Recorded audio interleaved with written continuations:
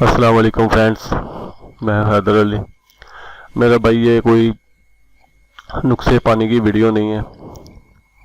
ये एक जीत की खुशी में पार्टी थी जिसमें मेरे वाले साहब भी शरीक थे।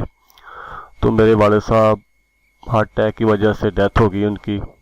तो उनके इहसाले सवाब के लिए मेरा भाई मेरे वाले साहब के हक़ में ज़रूर दुआ कीजिएगा। ये सामने मेरे वाले साहब बैठे हैं, साथ में तस्वीर भी है, सर पे सफ़ेद पगड़ी बांधी हुई है, ये आप देख सकते हैं तस्वीर में भी। तो मेरा भाई आपसे गुजारिश है कि मेरे वाले साहब के हक़ में ज़रूर दुआ कीजिएगा। हार्ट अटैक की वजह से उनकी अचानक डेथ होगी। तो आप मेरा भाई से अपील है, गुजारिश है कि मेरे वाले साहब के हक़ में ज़रूर दुआ कीजिएगा।